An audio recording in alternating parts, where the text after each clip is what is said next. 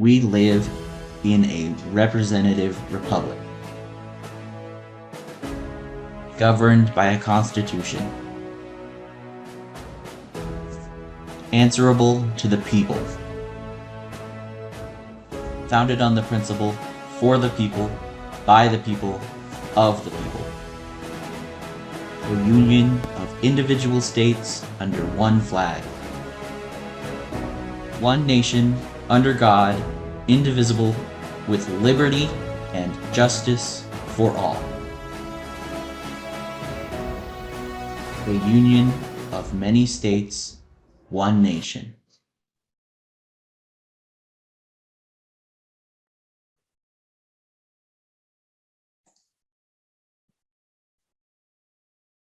Okay, so we are grateful that everyone is here tonight, and we are going to hear from some great speakers.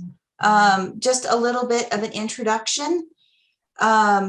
We are doing the $5 live stream so that we can raise money for our legal retainer. We have been a grassroots organization for about a year, but we had a bunch of obstacles. And so in order to fundraise, which was one of them, we became a 501c4. So we are trying to raise that money. And if you want to go to getinvolvedutah.com, you can scroll down and you can donate more than the $5 if you choose. So just a little bit about me. My name is Elaine Moore, and I am working on getting the canvassing done here in Utah. I started working on that last summer, and it's been a pretty long process, but we're getting close to the end. So we wanted to do this event to introduce Utah to canvassing and some of the things that people need to be aware of, to learn more about what we're going to be presenting, to get familiar with the different topics, and just how to get more involved at the local level. Everyone asked me to introduce myself. I'm not that interesting of a person, but I like to tell this story. It's a memory I have when I was a kid. When I was about 7 years old, my mom was very ill. She was in a different state, 8 hours away for many months. And while that was happening, we were moving through different families in the community who wanted to help. And so we would stay with different people. And during that time, when summer came, we had the opportunity to do swimming lessons and go to a summer camp program at the school. And when we would walk from the swimming lessons down the block to the elementary school, a gentleman who did not have a sidewalk would come out and yell at us. And it was getting really hostile.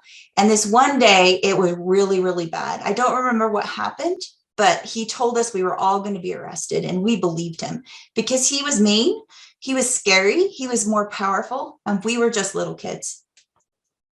So we decided everyone went to school, and I knew we needed help. And this particular day was different because I knew that my grandparents were not in town. My great-grandpa wasn't in town. My great-great aunts and uncles and my great aunts and uncles were not around. And so I didn't know where to turn. And that really scared me. But I remembered who I could go to for help. So I walked down a few blocks, up the county courthouse steps, and straight into the county clerk's office. And I knew she would help me because I was in there with my mom one time. And I asked, what do you do?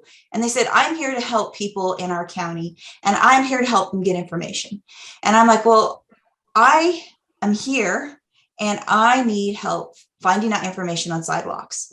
And so she did. We didn't have copiers back in the 80s. So she got down some information, gave me a pencil and paper, and helped me research sidewalks.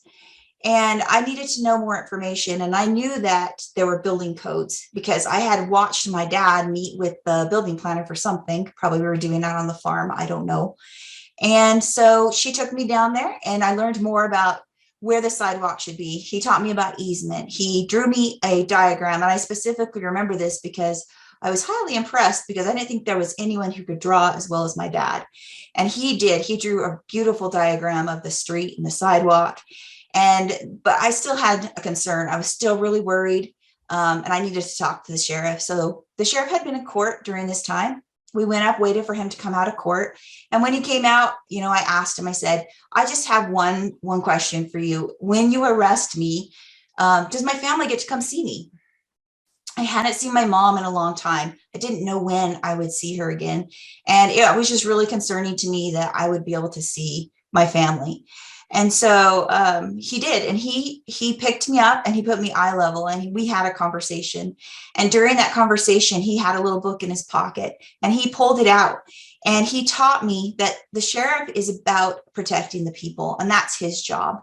And that's his most important job. And he had me write down some things in his book. I don't remember what it was. And then I just needed one more thing. I needed him to help me deliver the paper, him or the clerk, deliver the paper to the city council, because I knew that if I wanted to be on the agenda for the city council, that I had to submit it in writing. I knew where to go. And I knew this because I had watched my family do this. I'd watched my parents, I'd watched my grandparents do this. And so even at 7 years old, I had such an excellent example all around me of being involved in the local level, in the county level, and the state level, that I knew where to go for help, and I knew what we needed to do. And so when 2020 happened, I haven't been quite as busy here in Utah. I decided, well, I want to work on elections and work on that. So that's what I have been doing. And when the canvassing came, that just seemed natural to me. I didn't really want to do it. I was trying to find somebody else because I knew it was going to be a lot of work. But I have experienced canvassing from when I was a kid with my mom. So I was like, okay, we'll do this. We'll get this done. And so canvassing is just a really important balance and check on our election system. And the elections belong to the people. And the people are the ones that have to keep our elections honest, accurate, secure, transparent. They have to demand that from their local leaders. And if that is not happening, that falls on us, because it's our job to take care of that and make sure that's happening, because they represent what we want. And so just to get everyone used to hearing the different terminology, the different things people are finding, the different things that we use to work in canvassing, and the different areas which people can be involved. I've asked South Carolina to share their Canvas report. So Laura Sharr is here, and she's going to share that. And why is that important? Because South Carolina was won by Trump, just like Utah. So Laura, go ahead. Okay, thank you so much. So what I think I will do is I'll share my screen, but let me first turn off my video, and then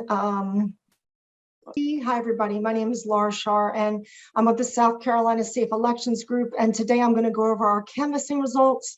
We are just like I said, a nonpartisan grassroots group of citizens who want to return confidence to the election process. And that's our website there. And our executive summary of our canvassing results is on our website. Now, we worked with Seth Keschel many, many months ago, and he put together a heat map for us. And as you can see here, we had about 10 counties that were considered red, which that means they had potential irregularities. And the red was worse, obviously, than the yellow, and the green was, there still doesn't mean there were no issues, but fairly stable in the green areas. So we focused obviously on the red areas for canvassing. And our goal was that we wanted to collect the hard evidence that the legislators were asking for. Like, oh, you're saying there's problems with the machines and you're saying this is an issue, but we would really like some hard evidence. And so we got busy. We actually ended up canvassing 8 of the 10 counties. And those were Beaufort, Berkeley, Charleston, Horry, Lexington, Richland, Spartanburg, and York counties. We purchased the voter rolls. Now in South Carolina, it costs $2,500 to do so. We purchased those rolls in August of 2021. And then we got the walkbooks prepared by data analysts. And we did those walkbooks, we put those together based on the recency of the vote and recent move date. And those were processed through the National Change of Address. Now, it was very much, a volunteer grassroots effort. We would go door to door or wherever we were supposed to, wherever the walkbooks told us to go. And we would say, hi there, I'm Laura, and I'm a volunteer. I'm working in your area this week, and we're just trying to verify the voter rolls. Do you have a few minutes to talk to us? And 99% of people were super nice, and they were very willing to cooperate and very thankful for us doing this. And basically, we asked them, did they vote in the 2020 election? By what method, either in person on election day or by absentee, either in person or mail? And who we also wanted to confirm who was registered at the home at the time of the election and 30 days prior. So who could legitimately vote from that address at the time of the election. And we had actually done, for those of you who want to canvass or thinking of canvassing, we made this a lot easier, but we took about 1 to 2 days to just research the property transfers of all of the people that we were going to go canvass, so that we actually had a lot of information up front about who owned the home, when it was transferred, who was the previous owner, which really helped us with a lot of the data. So we had that on our workbook as well. So not only did we look at these walkbooks that focused on, residential addresses, but we also looked at commercial properties, primarily post offices, UPS, retail shops. We even had people at vacant lots that we found, and we even had someone that was registered at a graveyard. We looked at nursing homes and rehabilitation facilities, apartments, jails, and oddly enough, we checked all of our county board of election offices and found many people registered there, which obviously is a no-no because it has to be your permanent, residence or domicile. Now, I thought I would just review some of the basic terms that we use when we're canvassing. The first one is phantom votes. Now, this is a vote that was cast from an address where the person moved away more than 30 days before the election or was deceased prior to the election, and they voted. So this is an absolutely ineligible vote because it violated the statutory residency requirements. And in South Carolina, you must have been at that address within 30 days prior to the election in order to vote. Now, ghost registrations are similar. These are similar people. They're registered at the old address and they moved away or were deceased over 30 days, but they did not vote in the 2020 election. So they may have been deceased or they moved away more than 30 days. They didn't vote. But problem is, ghost registrations can become phantom votes in the future. So you want to clean them up as well. Then we have the moved after the election group. These are people that were eligible during the 2020 election and had since moved, because remember, we purchased those voter rolls as of August of 2021. And once again, they just need to be cleaned off the rolls. And then finally, and most concerning, lost votes. A lost vote occurs when the person states they did vote. So you go to the door, they say, yeah, it was a beautiful day. I remember I went with my friend Jane. We waited an hour in line. It was they know all the specifics. And then you tell them, oh, by the way, there's no record of your vote in our system. And that's a very difficult conversation to have with someone who was, very excited about the whole voting process. So here are our canvassing results. We processed or canvassed about 16,500 residences, registrants. We did that both knocking on doors as well as virtual canvassing by checking, property addresses and also mailing people. And seeing what we got back, they didn't reside there anymore. And we generated about 11,600 affidavits. So that's a pretty high hit rate, but we were looking kind of for the low-hanging fruit. Now, out of those affidavits, about 30% were the phantom votes, which were those ineligible votes. And then the rest were about 71% were ghost registrations. Now, out of the state, we did about 1%. We canvassed roughly over 1% of the state. So you think about those numbers, even though it's not, maybe statistically significant because we did kind of target some of these. Still, if we expanded our canvassing to a much larger population, these numbers would have been much higher. So here's Lexington County. Now, Lexington County, I was the captain and the data captain and the notary. But we had a great group of about 17 people there who really were passionate, hard workers. And we ended up having about 330 of those, in addition to 110. So roughly 440 phantom votes, people who moved well before the election and voted, or they were never even a resident of the area and they voted. So for example, one of these are not mutually exclusive. So this could have been someone who claimed they lived at this commercial lot and they voted. Or it could have been someone who we get to the door and they say, that person, I've been here for 20 years and to my knowledge, they never lived here. Or it was a vacant lot. So we had quite a few of those. We also, what we did was we sorted our database for age 90 and older. And we had about 2,000 of those in Lexington County. And we went through each one of those individually. We only got to about 1,300 of the 2,000, but we went through painstakingly and checked each person to see if they had died and if they had an obituary. And we found 289. And out of those, 10% or 29 had voted post-death. Many of those were actually in 2016, which was interesting. We also had vacant lots, commercial lots, people registered and voting from people like places like Publix and UPS, the United States Post Office. And then we also had 5 lost votes. And that to me is the most disconcerting because no one should have their vote lost. And on top of that, the machine error rate, according to the national federal guidelines, is 1 in 500,000 votes. So you're only allowed 1 error out of 500,000 votes. And we had 5 lost votes. So assuming that they were machine driven, that would have exceeded that machine error rate. Now in Horry County, what was interesting about Horry County, that's where Myrtle Beach is.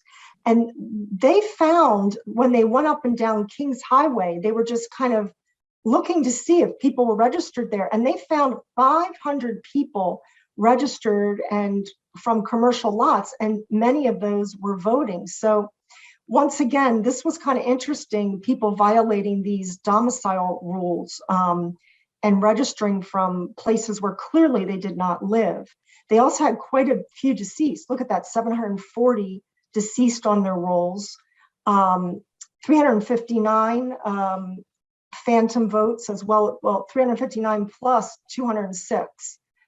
So that's people who were, obviously phantom votes. And also 6 lost votes. York County, they primarily did commercial and deceased work, did a little bit of canvassing. That was a tiny crew. Gifford, that was where we had someone doing a lot of the virtual canvassing. So she found a lot of the ghost registrants because she would go into entire precincts and mail them things and get tons of letters back from people who had moved, and also would research the property records to confirm that. So she was able to generate quite a few affidavits there. Also had quite a few deceased in Gifford. So you see the pattern, we're kind of finding the same things in each county. And the issues are phantom votes, deceased, lost votes, people voting and registered at commercial lots, vacant lots, places where people were never able to live or never lived. Spartanburg, also quite a few commercial lots, 242. And they actually said they had people voting from hotels and 3 lost votes. But once again, similar situation there. Now, Charleston, that was interesting because Charleston, we actually canvassed over 5% of the county. And Charleston was our first place to canvass. So what we did was we brought everybody from the different counties there as a training ground. We trained them in Charleston, and then they went out and did their own counties. I myself canvassed 4 counties. And so they actually were canvassing the longest of any of us.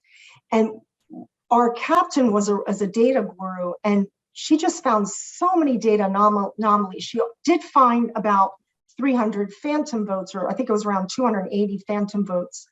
But she also realized that this is an interesting thing. There were a lot of addresses with NA for the apartment number or the street number. So that's interesting, because realize, how do you send an absentee ballot to someone who has an NA for a street number address? We also found people who registered after they voted, which is a data integrity issue. Registration date within 30 days of the vote, that's a no-no. They're supposed to have been registered, more than 30 days or more, prior to the election. We also found what we call overvotes of people who had voted well before they were supposed to be counting the votes. So let's say September, they were showing as a date last voted for the election, general election. And meanwhile, they were supposed to start counting that in October. And then we found people also who were voting in December for the 2020 election, after it was certified. So we had several hundred, almost, 900 here of the overvotes prior to the election, and then about 400 after the election. So lots of data integrity issues that were very questionable.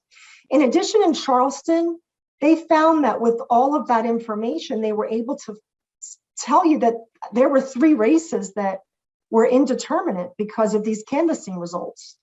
And so that's very interesting as well, because a lot of times the legislators will say, hey, were you able to impact a race? And they felt that that could have been the case here, but who knows? So our findings were that the voter rolls are heavy and included deceased, voters who had moved out of the state, or otherwise ineligible people. The database management was lacking. There were invalid addresses, the dates of registration prior to the date of birth, possible in-state excess voting, multi-state voting, and residency violations. And we also found bizarre registration activities. So spikes and very unusual registration activity. And this was done by Jeff O'Donnell, also known as Lone Raccoon. He found that 225,900 voters registered between June and Election Day in 2020. And that represented 6% of our registrations. That was quite high. He also found this unusual spike here in September 2020, where more than 90,000 voters were registered. And that beat the previous month record of 48,000 in November of 2018. Now, this chart starts in the 60s and goes up, so you can see how the spike seems completely unusual. And we actually had almost 8,500 people registered on one day, September 22nd alone. So he just felt that was very suspicious. So our recommendations are for our state were, until there's a mechanism for full public transparency and good quality control, we need to think about possibly going to paper poll books, which are validated annually. Let's make sure we know that everybody's legitimately registered and at the proper residence annually. Let's also go to paper ballots that have security and they're watermarked and they have serial numbers, and you can check that online to verify that your vote actually counted and how you voted.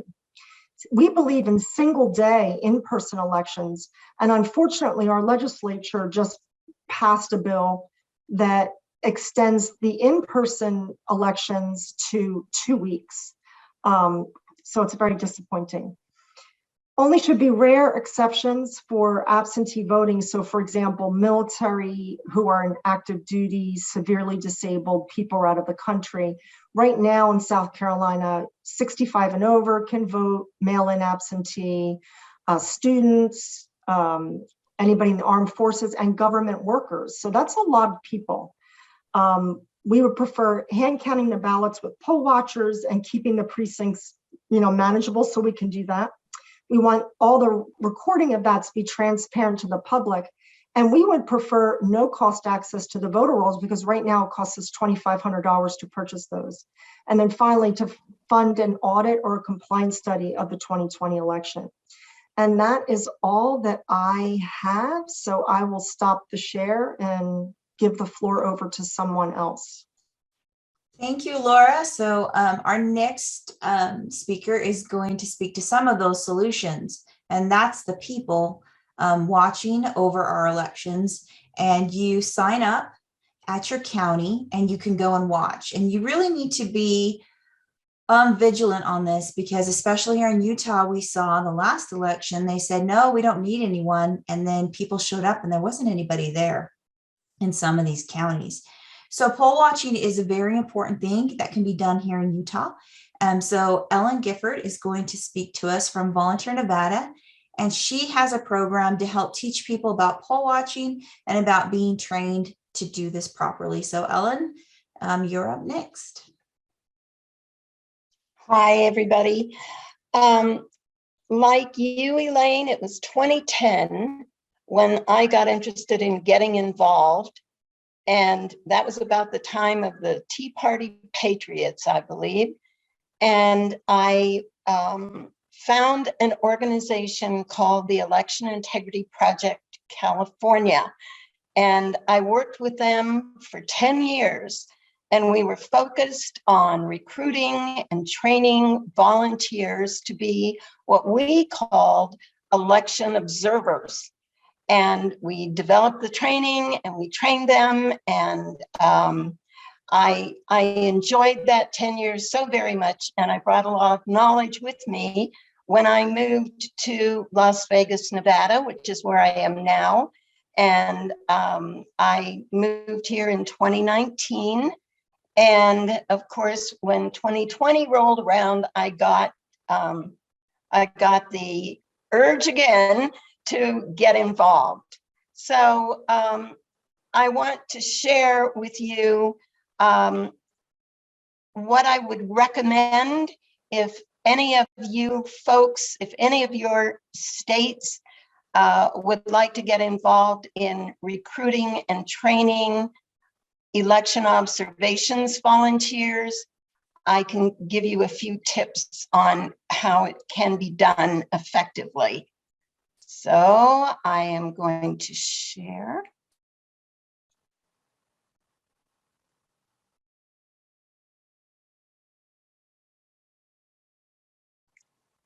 And the topic election observations is all about people. I'm going to find a way here, if I can, to get my,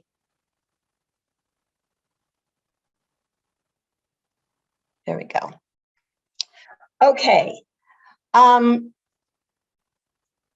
As I say, it's all about people. And what we found, now I forgot to mention, I am with an organization. We got it started about a year ago, and it's called Volunteer Nevada. And what we did as we were getting it off the ground last year is we put a plan together, and we decided on the name, we decided on a logo, we decided on a mission statement, and we put together a website so that we would have a way to communicate with the people that we wanted to recruit. Now, again, it's a little too late for the primary in June, but for those folks in other states, in other counties who'd like to do something like this, start now for the November elections. Having your own email address, ours is volunteernevada@reagan.com. We got a PO box for mail so that no one has to use their personal address. We do expect to get a lot of mail from our volunteers because we've asked them to send us some forms that we need to have completed. Definitely you need a social media person. You need that for any kind of a grassroots organization so that you can get immediately on the various platforms and reach out to people. And then you need to have a volunteer database. Ours is an Excel spreadsheet, and you need to keep that updated, not only with the contact information for your volunteers, but you need to keep it updated with who got trained, and any other pertinent information about each one of the volunteers. Some of them offer to work on special tasks for you. And you want to have that in the record in case it's going to come in handy. I want to show you what our website looks like. As I said, we're Volunteer Nevada. There's our logo. We've got a mission statement. We gave them a little bit of background on who we were and why we were, and mentioned our strategy as well. So this is a very good way to show that you've thought things out, you've got a plan, and then people feel really good about getting involved. And when they decide to get involved, now I'm going to have to see if I can get this out of the way here. There we go. You want to make sure on your website that you have a way for them to volunteer. And what happens is when people get on our website and they provide us with the information, let us know what they'd like to do. I'm sorry this isn't bigger so that you can see it, but this was the best I could do. We automatically get an email. And the most important thing that I can share is that the minute someone volunteers, you need to turn right around and get in touch with them immediately. Respond immediately. Don't leave people hanging for a week or 2 weeks. Get in touch with them within a week after they volunteered. And truly, we try to do it within days. Okay.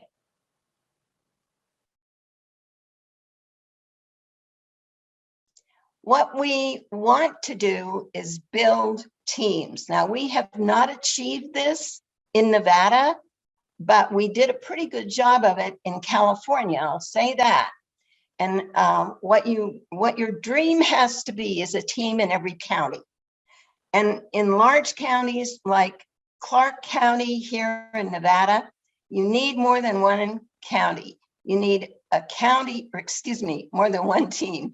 You need a county team, and you need to break your county up into various areas and have a team for those areas. It can be by city, it can be by population, area, whatever. But this is what you want to try to do, is build teams all across your state. The county team's responsibility is to recruit volunteers in their area so that they can forward the volunteer information to the central base team. That would be the team that I'm on, who is maintaining the database. The county teams will be training the volunteers that are in their area, and they'll be able to communicate information from the central base team to the county teams in their county, and all of their volunteers. And it's very important that the county teams establish a relationship with their county clerk's office. As you probably all know, each county is a little different. They all have to follow the state election statutes, but each county is able to work a little differently within those laws. So you need to know what those differences are so that you can include that information in the training for that particular county. Also, it's very important to monitor the county clerk's website for election information. Stay up to date on what the county is doing in terms of the statutes and other important information regarding the precincts. Precincts have been completely redone here in Nevada, and it's something that we all need to stay informed about so that we know how to inform our volunteers on where to go to observe the elections.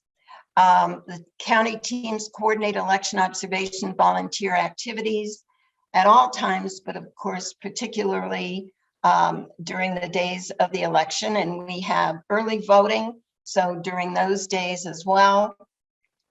And then there will be a hotline set up, and the county teams will help manage the hotline during election observations when we need to provide that to the volunteers.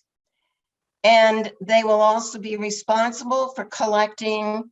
We have volunteer incident reports and witness incident reports that are generated during the observations of the election.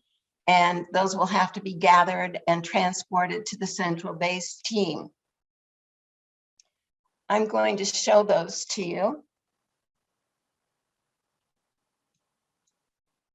This is an example of our observer incident report form. And what the observers do, when we train them on particular incidents that they need to look for. We give a code to those incidents, and you can see that we ask them to put that code up in the top right corner.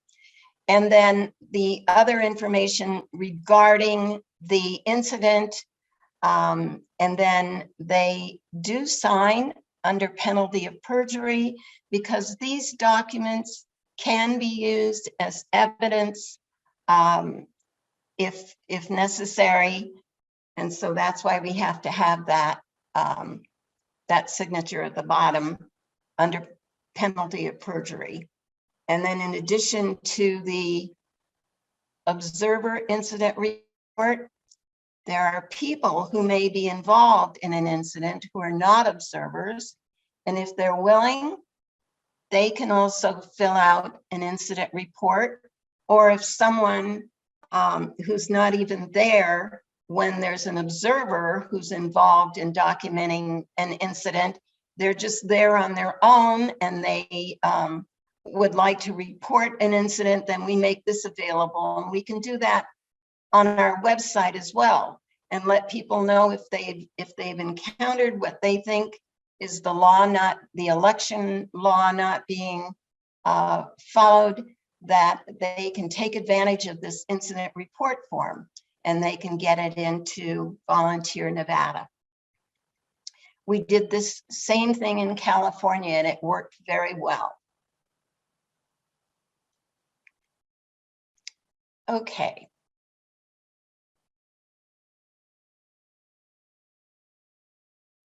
So the central base team is also responsible for recruiting volunteers. And as I said, they maintain the volunteer database. The county teams will forward the volunteer information from their county to the central base team, and it will all go into the volunteer database. You don't want multiple databases floating around because they won't coincide with one another over time. So just one volunteer database for the whole grassroots organization. We maintain the website and the social media communications, communicate information to the county teams, and very, very importantly, conduct monthly all-up volunteer meetings. Because again, this is all about people. And if you don't stay in touch with your volunteers, they fall away, they aren't up to date on where you're at and lose interest. You've got to keep them involved as much as possible. We are also establishing a relationship with the Secretary of State's office and with the state legislature office. I can tell you that the Secretary of State's office is probably tired of phone calls from me, and as well as the state legislature office. I've made many a phone call, and it's very important. We have to have that relationship. There are a lot of questions that need to be answered for us in order to develop our training. We developed the election observations volunteer training, and it's based upon the state election statutes. It's also based upon the Secretary of State's administrative codes. Now, if you send people out to observe the elections, it's one thing to tell them go out and see if you see anything wrong. And if you do, document it and let us know about it. And that's how some people do it. They give them a little bit of training on how to behave, how to interact with the chief election board officer.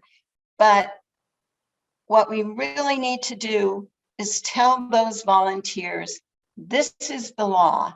This is what the law says is supposed to be happening when you're out volunteering.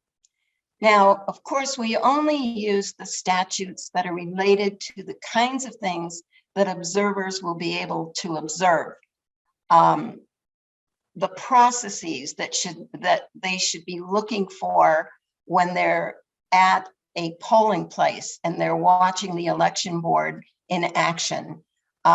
What they should be looking for in terms of just the voters interfering with the election process in some way. So it's very, very important that you base your training on your state's election statutes. And again, you have to look at those Secretary of State Administrative Code regulations, excuse me, so that you stay on top of how they may affect those statutes for the state. We also train the trainers from the counties so that they can train the people in their county who are volunteering. And we coordinate election observation volunteer activities all across the state. We manage that hotline during election observations, during the, again, early voting, as well as election day. And we collect all of the observation, volunteer, and witness incident reports that come from the counties. We take all of those and put them together, do analysis and compilation into reports. And as I said, if necessary, those reports can be used as evidence. Must-dos for the central base team. As I said earlier, maintain ongoing communications with those volunteers. Have at least once a month. I don't recommend any more often than that until maybe you're getting down to the wire of getting training done and dispersing your volunteers out to observe the elections. But once a month, absolutely for certain, you need to have a meeting, an all-up meeting with your volunteers. And as I said, you develop your training based upon the state election statutes, stay up on top of the changes in election legislation and the Secretary of State administrative codes. Emphasize that election observation volunteers need to work in pairs. It's not a good idea for someone to go out on their own. It's much more beneficial to have two election observation volunteers working together. We need to emphasize that our very presence at those elections make a statement in itself, and emphasize that maintaining our composure maintains our credibility, and we must emphasize partisanship. So in closing, to describe an effective elections observer, I would say that's one who goes out to observe looking professional, maintaining courteous, respectful demeanors. They're familiar through good training with state and applicable county election processes, and they understand and follow the steps for resolving incidents. And they create and process those incident reports expeditiously. Thanks so much for giving me the opportunity to share this, Elaine. I really appreciate it. Well, that was great. I'm really glad you're able to be here. Canvassing is one great way that the people can get involved with watching over our elections. But observing our elections is just as important. And in fact, it's extremely important to make sure that we have our eyes on things going on. And the training that she talks about would be amazing to get going here in Utah so that we can have a network of people who know the law. And I think that's one of the things that impresses me the most. We need to know the law and keep up with that. And that's a lot of work. So hats off to you, Ellen. Thank you. So our next speaker is going to be Cindy Butler. She's going to talk about our Utah voter registration. And a lot of this applies to our Utah Canvass and why our efforts here are so difficult compared to other states and different things. After Cindy speaks, we'll go right into the election data analyzer, Matt Viensek. And I have to tell you, I just love his Telegram channel. It's one of my go-to channels. He has such great analysis and information, and he has been such a blessing to all of those that want to pay attention and want to learn more about our elections. I highly recommend you learning more about what he's looking at and what he's finding, because it's not just giving you information. It's a jump off point for you to see, oh, is that happening in my state? That's happening here. How does it apply to me? And so he's going to be our last speaker, and then we will do some questions. So if you have questions, put them in the chat, and we'll just do a few questions at the end. So go ahead, Cindy, and then it will be Matt. Hi, everybody. I'm a professional statistician.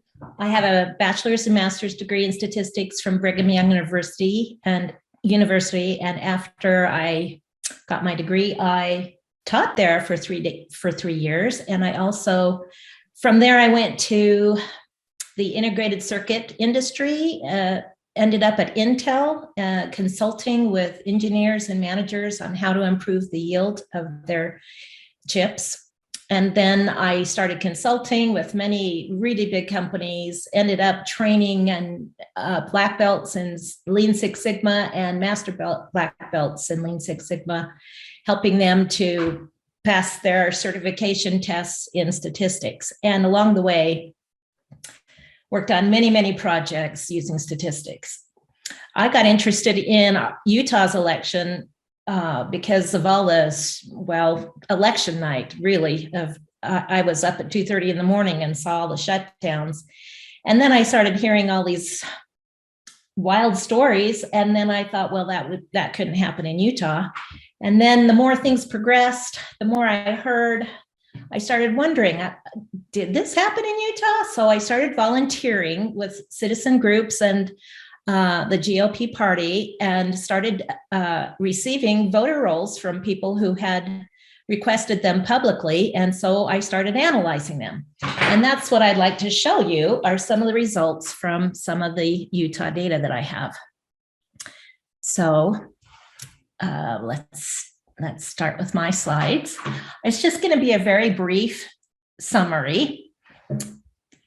The first thing is that the official results that are posted on our state website and each one of the county websites in Utah cannot be verified by any citizen. Nobody can verify them.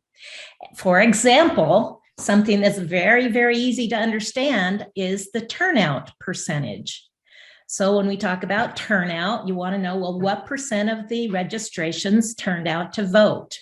And these blue dots, there's 6 of them for 6 counties. I picked out 6 counties. The first 3 are our biggest 3 counties. And you can see that pretty much all of the turnout was over 90%. Then what the red dots represent are the turnout from the records that were given to me from a GRAMA public data request process. And all GRAMA is Utah's version of FOIA, or Freedom of Information Act. So the blue dots represent what was published by our official results on the state or county website, and the red dots represent what I calculated from the voter rolls that we were able to get from the grandma request. And that on average is about a 5% difference for all of those counties. So that makes you wonder, well, what's so different about their records from the records they would give us? Why is there a 5% difference in the turnout? So let's see if I can go to my next slide. Can you see that slide? Let's see. I am not able to change the page.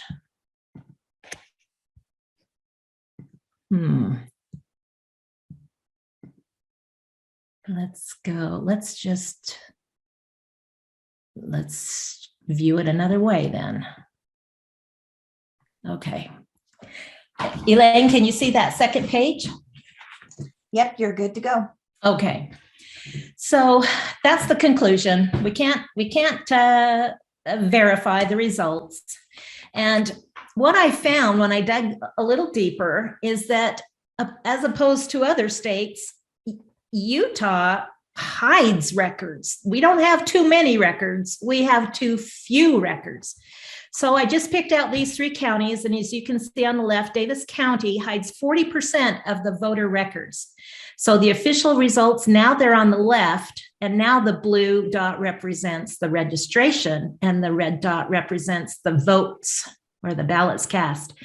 This side is the official results, and then on this side is the data that I got from the grandma request, or I called it citizen results.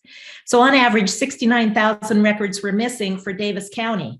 In Utah County, 115,000 records were missing on average between these 2 lines. And in Salt Lake County, 94,000 records were missing on average between these 2 lines. Now I'm used to, as a statistician, I know that all databases have, are messy and they aren't completely clean, but, usually you expect, 1%, maybe a little bit higher, but not 100,000 records that are missing. So that was a big concern. And I thought, well, we could subtract the difference between the official results and the results that our data showed. And that subtraction would be how many registrations were missing. And we could also do it for the votes, how many votes were missing. And once you subtract that, you can calculate the turnout of the missing records. So that's exactly what I did. And that's in this table below. I won't go through that, but what I'd like you to look at is the 3 plots here. If we look at, again, this is Davis County. It's got a 91% official turnout. Here's my turnout, 85% from my voter registration records. And if I calculated the turnout from those records that were missing, I would have had to have had a 100% turnout of those missing records in order for these 2 numbers to be true. And now let's look at Utah County. They would have needed 103% turnout of those missing or hidden records in order for these 2 numbers to be true. And in Salt Lake County, they actually had 117% turnout would be required of those missing or hidden records in order for these 2 to be true. Now, a difference between something unusual about Salt Lake County is because I was working with the GOP party, they had the privilege of getting more records than the citizens get. So it's an unusual thing in Utah that they have by law written up 2 categories of records that citizens do not get to have. One category is called private, and those are people who have registered, say, at the DMV. When they move into the state, there'll be a little checkbox that says, do you want to keep your records private? And if you check that, then citizens don't get that. It's not that your address is blacked out or your name's blacked out. You don't even get one single solitary row or record. And then the other category is called withheld. And that's for people for security reasons. And that got implemented in the spring of 2020. and so nobody in the state can get those records, not even the party. And the only people who can get those records are government officials. And I've worked with a couple of legislators who are government officials, and they couldn't even get them. So Utah's hiding records from its citizens by law, 36 to 40% as of, well, the voter registration that I was working with, those rolls were from the summer of 2021. So that's how many were hidden in those voter registration records. So an impossible turnout of 100 to 117% is required of hidden records. That's bizarre. Well, so I thought to myself, I wonder if I can apply that to some election results. So what I did is I matched up those voter registration records with the election results. And I picked out Salt Lake County. And in Salt Lake County, I picked out the state House representative contest. So these would be the reps that are going to our Utah State House or the representative races. So if you look down here on the bottom, the x-axis or horizontally here, these are all the House district numbers that are within Salt Lake County. So each one of these is a separate contest or a separate race. So one legislator that I was working for, let's say that he was elected in House District number, I don't know, 33. Now, what I did is I colored, well, each one of these circles or dots is an individual precinct within that House district. So you can see for House District 33, there's maybe 15 or 20 different precincts in that House district. And then I colored it. I colored it by who won that precinct, not who won the entire contest or the race, but who won that precinct. So it's blue if the Republicans won, it's red if the Democrats won. Yeah, that's right. I think I said that wrong. But blue and red, and then tie got a green dot. So let's go look at precinct 33 again. You can see that these ones were blue. So Republicans won those precincts. Now, the interesting thing about it is I put down there, excuse me, was that something? Nope. So I put on there the average turnout for this race, which was 73%. That's not 85 or even 90%. And that's expected because not as many people vote for House races as they do for president races. But what's also interesting is here's the 100% mark. So here I'm estimating the percent of the withheld turnout or those missing records due to that withheld category. I'm estimating what percent of those missing records turned out. And anything above 100% would be impossible. And look at them all. And each dot represents a precinct. The numbers here represent the number of ballots cast that were in that precinct. So, and actually it's more than that. It's the unexplained excess ballot count. So it's just not how many ballots were cast in that precinct, it's how many were excess and had no explanation why they were more than they should have been.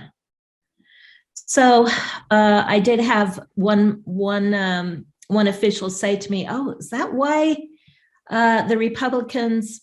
Let's see. Excuse me. Is that why the Democrats always seem to win House District 33? Because there appears to be 1, 2, 3, 4, 5 precincts here that are always overloaded. And what's going on with that? At the same token, you can see some Republican districts that are overloaded. And here you can see one that's really overloaded, even though it was only 43 votes. So this is an eye-opener to anybody who's running for a legislative seat in the House. I took that and I put it on a map. So let me just show you the map. Let's see if I can do a new share of the map. There. Okay. Do you see the map there, Elaine?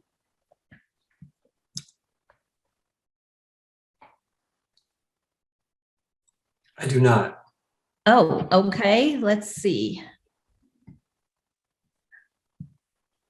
Yep, now I see it. Okay, good. Okay, so here's the map of, you can see the Great Salt Lake, here's Salt Lake City, and I can put on here the street map if you want the streets on there. And I can make this map just a gray so that it's easier to see my data. So then if I leave it at the gray, I've drawn on there the boundaries for each one of those House districts in Salt Lake County. And then if I add the data, let's see, can you see the key over there on the right? That's the estimated withheld turnout. So anything that's green has a turnout of 400% or higher. So let me just zoom in a little bit and you can see those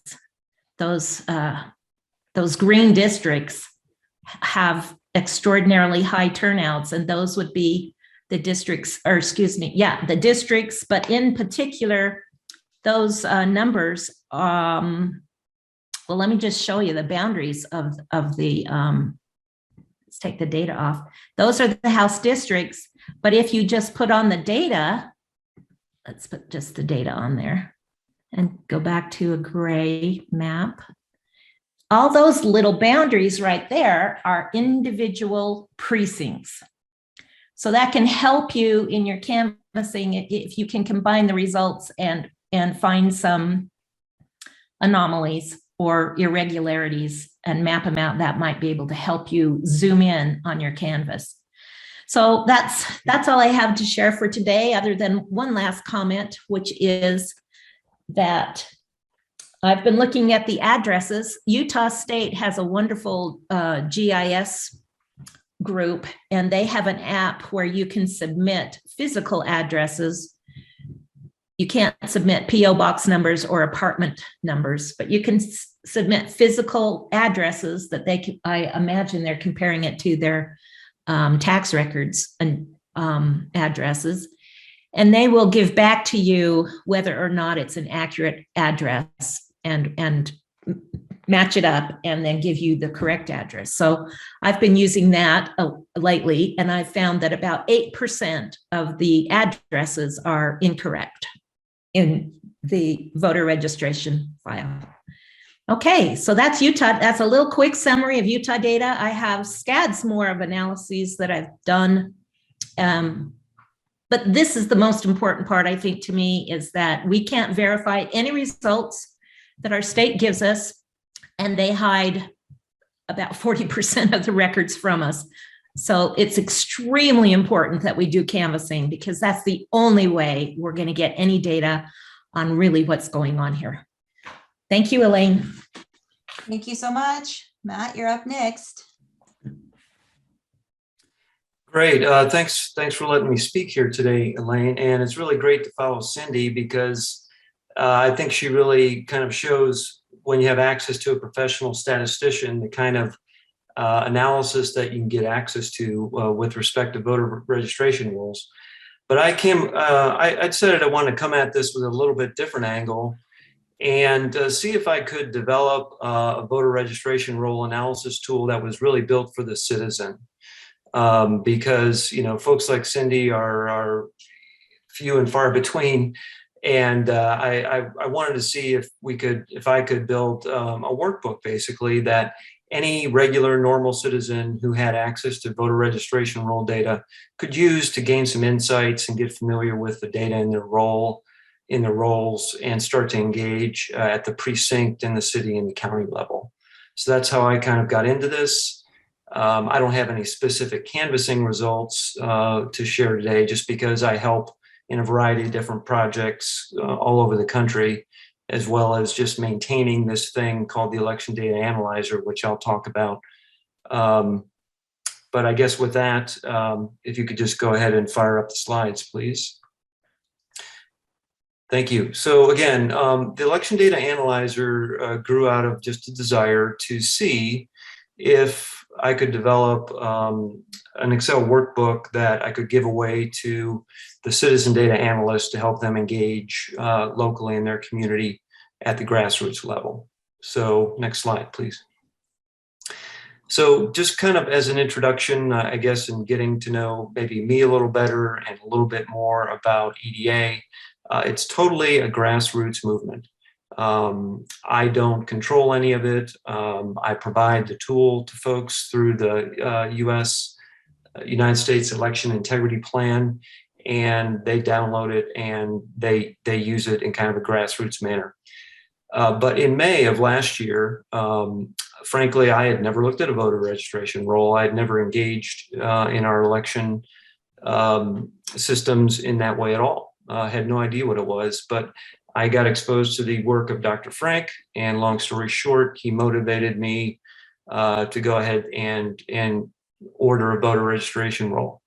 At that time, I joined up with a research group that was formed on Telegram for Colorado, developed a beta version, shared it with them, and they were very encouraging about the idea and the tool itself. And at that point, I thought, I'm really onto something here. Let's go out to Telegram and look for some users from a variety of different states and really test out this tool and make sure I'm not drinking my own Kool-Aid, so to speak. So through July and August, things continued to develop, and there was kind of an affiliation, if you will, between USEIP into their election data analytics group as the EDA tool continued to mature. In August of 2021, I was able to connect with my first canvassing support project in New Mexico. And that was an enormous help, working with real people who are using an Excel tool to try and run a canvas. And I know they have a database now, but I believe initially it was more of a spreadsheet-based effort, if I'm not mistaken. In September, an EDA team was formed through USEIP, and to date, we've got over 700 patriots collaborating there on the EDA team. And we talk about a variety of things. Some of it's related to EDA. Most of it's just related to voter integrity issues. So that's been just a tremendous surprise, really. And by December of last year, we had representatives from all 50 states on the team, either using EDA as the way to analyze voter registration rolls or in conjunction with a centralized database that they maintained.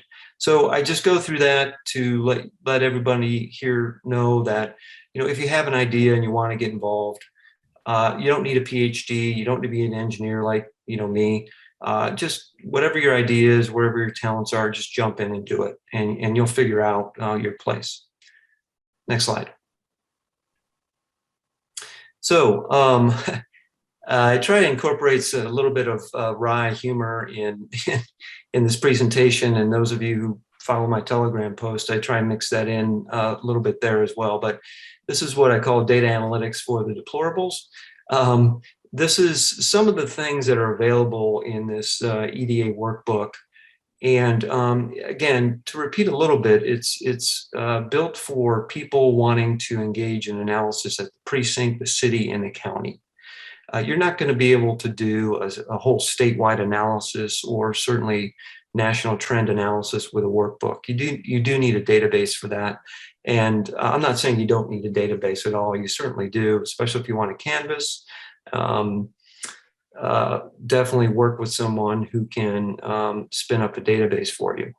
But this tool is simple enough to use. The goal was the skills needed are copy, paste, click. And that's literally how it works. You get the voter registration roll, you copy relevant columns of data into the workbook, you click a button, and a bunch of graphs and charts are produced, tables. And, for a lot of people, for those experienced doing this kind of analysis, it might be perhaps a bit simple. But for those people, again, who are getting engaged for the first time and who might be intimidated by a spreadsheet with 800,000 line items, it really helps you to get a visual on what the data means and to cut it and slice it into ways that are digestible, again, for the citizen data analyst. Some of those things are mapping registration locations by type. This is probably the single most important or powerful feature in the workbook, I believe, is you generate a list of unique addresses with the number of registrations per address. And then you do what I call virtual canvassing, very easily producing a map. And then you can assign a type to the address. So you can assign, is it a vacant lot? Is it a church? Is it a house, et cetera? And we've heard some of that already today. But what this will do is write back to the registration roll the type to the individual registration records. So now you have a correlation between a type and an individual registrant. And that allows you to produce a lot of very interesting analyses. There's a variety of different charts there that look at registrations in a time series format by party. And I could do 15-minute discussion on some of the findings there. There's a way to compare addresses and phone numbers from the registration roll to other sources that you've scraped from the internet or any other databases. So you can kind of match up and see, hey, is this address and this phone number also showing up on this other list? There's a way to generate a walk list. It's a very simple tool, but for some folks who are just getting into it, effective enough. There's a way to analyze a time period. I call it the TPDA. And in short, what it does is it looks at individual registration records and looks at when they've come onto the roll, when they've perhaps have dropped off, when they've come back on again over a period of months. And you can learn some interesting things about that, as well as running just general free-form queries up to 1 million records, because that's what Excel is kind of capped at. And that's what we can kind of practically manage in a workbook. Next slide, please.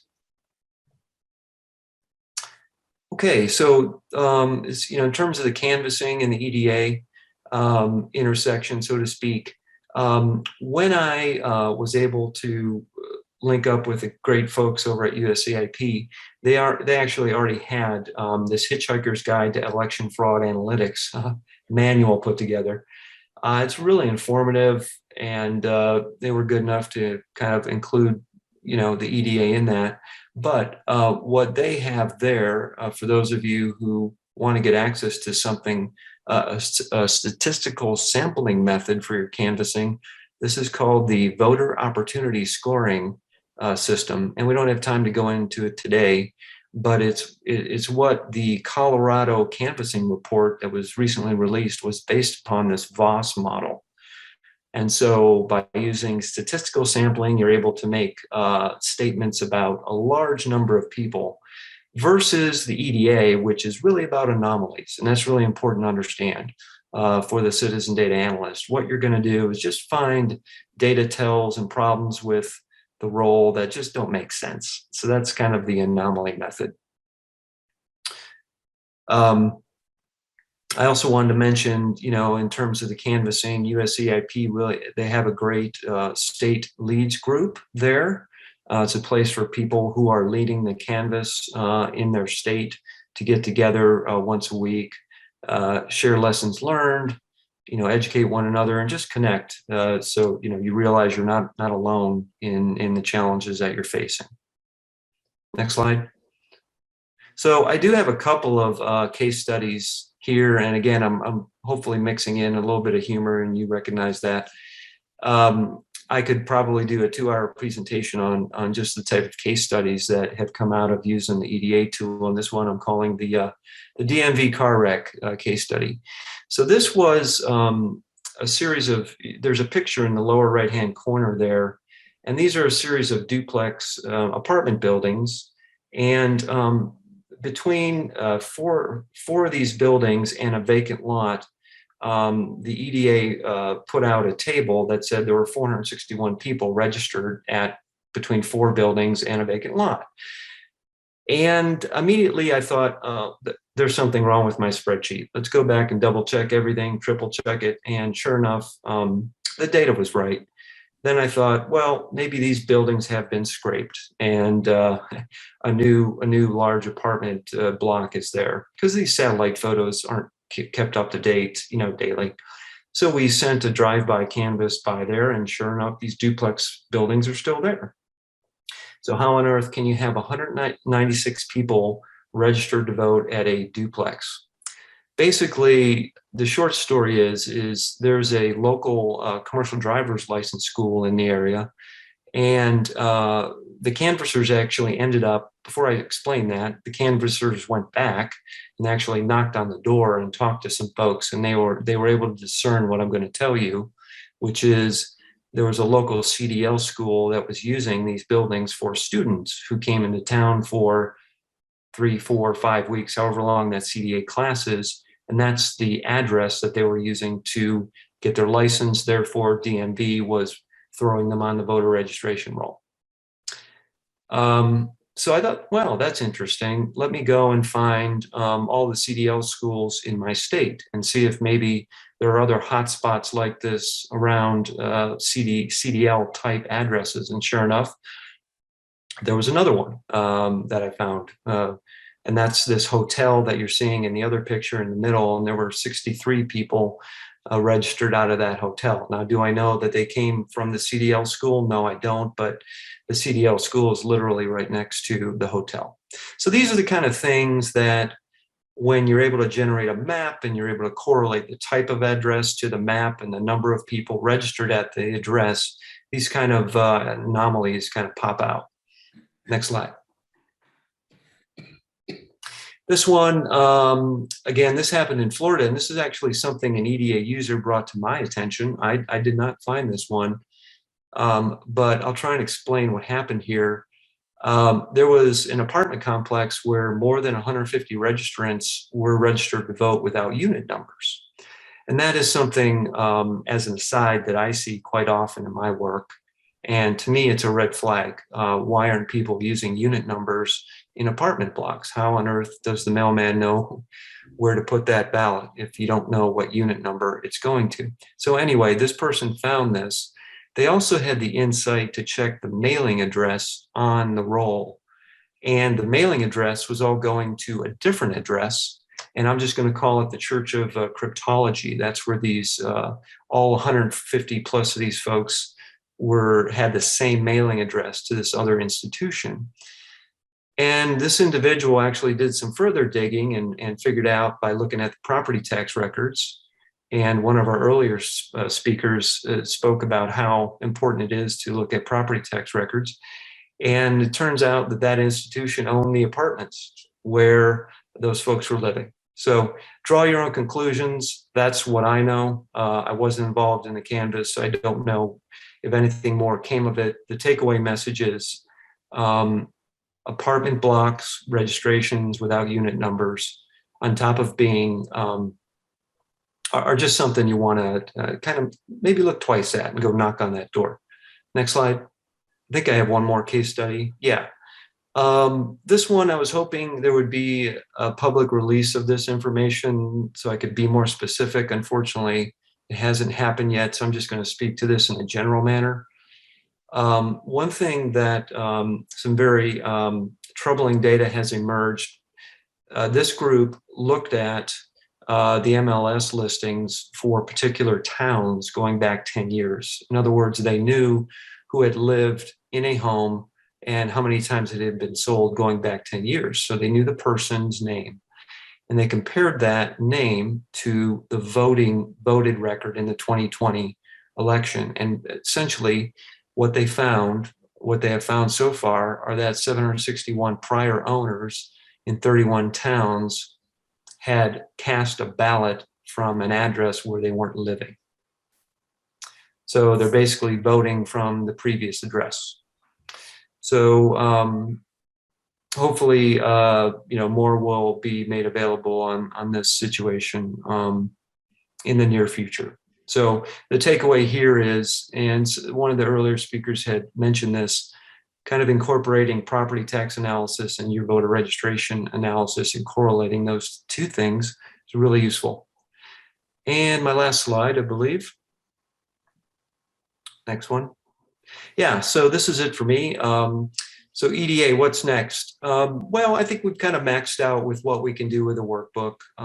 It's been proven very useful, I think, to a lot of folks. So I'm going to continue to support it, but I'm working on kind of the next generation of where we're going to go with a very smart data analyst with USEIP. So that'll happen soon enough, but really what I'm focused on now is fixing 2020. We got to fix 2020, get the diamonds back. Let's not give up. Let's keep pushing to make things right. So with that, thank you. Thank you so much.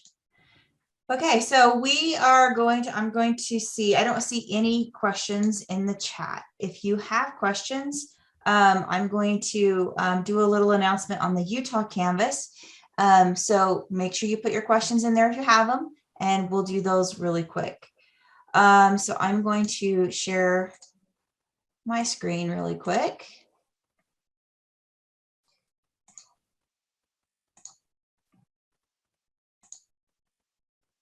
Okay, so let me turn my video off. So the Utah Voter Verification Project is a nonpartisan volunteer grassroots effort, and we're canvassing the voter registration records to make sure they're accurate. You can go to utahvoterverification.com and you can see more about this grassroots effort. And a lot of people ask, who are you? Who are you organized with? We're not. We're just volunteers. We're just the people who are the voters. We are the people who live in those communities, and we are the people who live in Utah. As I said in the beginning, we recently, or I should say, I recently made a 501c4 because we were coming up against some obstacles. And one of those obstacles was fundraising. And in Utah, that was the only way I could get a permit to fundraise. So that page is separate. It's getinvolvedutah.com. So if you go to the utahvoterverification.com, you will see that we have an upcoming event. And if you click on upcoming events, we are announcing our Canvas report in May 13th. So you have several weeks to get ready. And this was when we were going around and canvassing. People are incredible. I love going out and speaking to the people here in Utah. They thank you. They're glad you're there. And it has been a very positive experience. And one of the things they've said at the door is make sure you give us plenty of time. So I've made sure we have plenty of time to get the word out so that people can mark it on their calendars and are able to attend. And I'm doing this specifically because as people volunteering, we're giving this to you as the people to know, and then to our cities, our counties, and so they can know what's going on in their areas as well. And we obviously can't knock on 1.2 million doors. So it is a sample. And we will have all the analysis for that sample that we have ready. And then as we get more, we will release more. So be looking for the May 13th. We also are going to have an event. So this is the May 13th one. And just to let you know, on May 13th, it is at the high school. We had several people ask about making sure they can get a seat because it's open to the public. We are doing personal invitations to everybody. We knocked on their door. And so if you want to reserve a seat to help us pay for the venue, you can spend $5 and reserve a seat, and you can pick that seat. For the Davis County event, that will be on May 24th. And the reason why we chose Davis and Washington is because those are where the bulk of our volunteers are and the bulk of our work has been done. And so on Tuesday, May 24th, we will have our event in Davis. And if you want to come attend that, we are doing a $5 donation to pay for the venue. We tried to get some cheaper and free venues, but they would not let us use their location for this event. So we kept looking, and that's what we came up with. So those are the two events. So you can find those on the website. The other thing that you can find on the website is if you scroll down, let me go back a few pages. So it says upcoming events there, but if you go to the homepage and you scroll down, it will say learn more about canvassing. And I've put links to every state that's released a canvassing report. And it's very important that the people of Utah get ready for this. They need to know what we're talking about. If you come and are there and you're learning everything new, it's going to be very overwhelming. The more you can learn now and get familiar with the canvassing, because I will not be at all surprised if we see the same things that are happening in every single state happening here in Utah. So becoming familiar with that not only lets you know what we're talking about and get you familiar with the terminology, it will also help you understand the differences between, for instance, South Carolina, Trump won, and look at the issues we found there. What are the difference between our voter registration access and Illinois? What are the differences between our laws and other people? And I will be putting different things up on this website each week for you to come back and learn more. So each week you have a little homework assignment so you can learn more and get ready for this canvassing event on May 13th. And I do not see any questions in the chat. But I just want to tell all of our speakers, thank you so much for coming. I've learned a lot, and I hope everyone has learned too. Remember that your $5 ticket that you purchased, you can go in and rewatch this. It's recorded. If you think you know people that they would be interested in knowing this information, the pay-per-view is going to stay up there. They can go and they can pay and they can watch it. And again, this donation is just being used to help us with our legal retaining legal services for our things that we're working on. And I just want to say thank you and have a wonderful evening.